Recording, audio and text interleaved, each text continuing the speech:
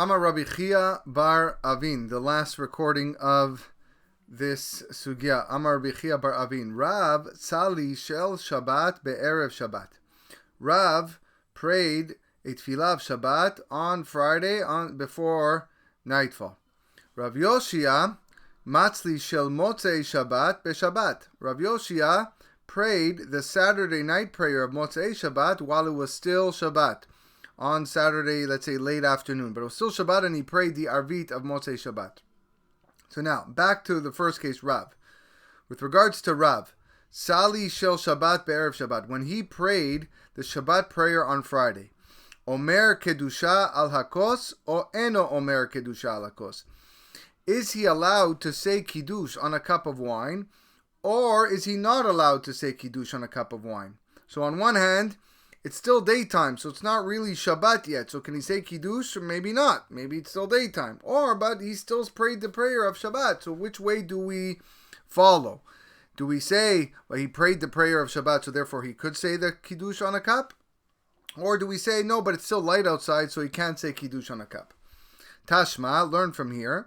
De Amar Rav Nachman Amar Shmuel. Mitpalel Adam shel Shabbat be'erev Shabbat. A person is allowed to pray the tefillah of Shabbat on Friday. Ve'omer kedusha al hakos. And he is able to recite kiddush over the cup of wine. Ve'halacha kevatei. And the halacha is like this. So even though you pray Shabbat before it gets dark, you are still allowed to say kiddush on Shabbat. And this is what we do in the summer months. For people that want to take Shabbat early, they are allowed to say Kiddush early, even though it's still day, as long as they pray the Tefillah of Arvit, which is the Tefillah of Shabbat. Now, what about the second case, which was Rav Yoshia? Remember, Rav Yoshia, he was Matzlei Shel Motzei Shabbat on Shabbat. He prayed the Tefillah of Motzei Shabbat, of Saturday night, while it was still Shabbat. Now, our question for him is not regarding to Kiddush, it's regarding Havdalah. Now that he prayed Arvit of Motzei Shabbat, Omer Havdalah al Hakos or Eno Omer Havdalah al Hakos? Is he allowed to say Havdalah on a cup of wine, even though it's still technically Shabbat? Or Eno Omer Havdalah al Hakos? Or maybe we're not allowed to say Havdalah on a cup. So which way do we look at it? Do we look at it as he prayed Tefillah of Arvit Motzei Shabbat, so therefore he could say Havdalah on a cup? Or do we say, no, it's still really daytime, it's not really night yet, so he can't say Havdalah on a cup? Tashma, learn from here, Amar Rav Yehuda Amar Shmuel, Mitpalel Adam shemotzei Shabbat beShabbat. A person is allowed to pray the Tefillah of Motzei Shabbat, Arvit, while it's still Shabbat, ve'omer Havdalah al Hakos. And he could say Havdalah on a cup. So you are indeed allowed to say Havdalah on a cup of wine, even though Shabbat isn't over yet. How is that possible? So the Shita Mekubetzet, who is one of the commentaries on the Talmud, explains, Vedavka keshehu tarud lidvar mitzvah. This is only allowed when a person is hurried to perform a mitzvah. Meaning you have to run. Let's say you gotta perform a mitzvah right after Shabbat. So what you do is you say Arvit early, and you even say Havdalah on a cup early, because you know that right after Shabbat you need to run out to perform a mitzvah. But you're not allowed to do any melacha. Aval la'asot miyad asur bevadai de'i efshar leosiv mikodesh al chol. To do any melacha, that you're not allowed to do until Shabbat is actually over. So just to recap what Rav Yoshia did, Rav Yoshia prayed a tefillah of Arvit while it was still Shabbat. We allowed that.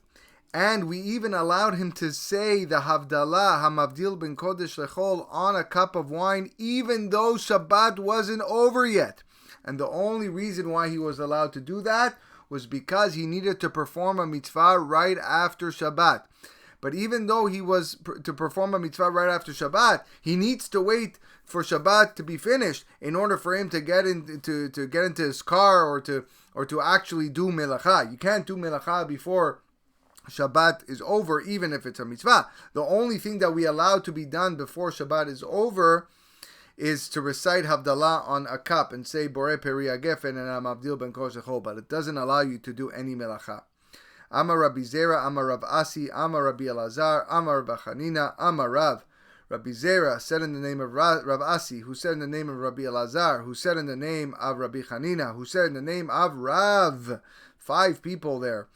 Betzad Amud Zeh, next to this pillar, Hitpalel Rabbi Ishmael beRabbi Yossi. Rabbi Ishmael, the son of Rabbi Yossi, prayed Shel Shabbat be'erev Shabbat. It was next to this pillar where Rabbi Ishmael, the son of Rabbi Yossi, prayed a tefillah of Shabbat while it was still daytime on Friday before nightfall. Ki ata Ula, when Ula came, Amar Betzad Tamra Hava, velo Betzad Amud Hava. He wanted to clarify things. He says, you should know, it wasn't next to the Amud, it wasn't next to this pillar where he prayed, it was next to this palm tree, the Tamra, the Tamar. It was next to this palm tree where he prayed. And by the way, velo Rabbi Ishmael beRabbi Yossi, it wasn't Rabbi Ishmael, the son of Rabbi Yossi, ela Rabbi Elazar beRabbi Yossi Hava. It was his other son, Rabbi Elazar. He's the one that prayed. And not only that, velo shel Shabbat be'erev Shabbat hava, he didn't pray the tefillah of Shabbat on Friday, ela shel motzei Shabbat beShabbat hava. It was a tefillah of Saturday night, of motzei Shabbat, that he prayed on Shabbat. So this story, it differs from what Ula said in 3 ways. Over here we said it was a pillar, and it was Rabbi Ishmael, and it was on Friday, and he prayed a Shabbat prayer on Friday. Ula comes and says, no, it wasn't a pillar. It was a date tree. It was Rabbi Elazar, not Rabbi Ishmael.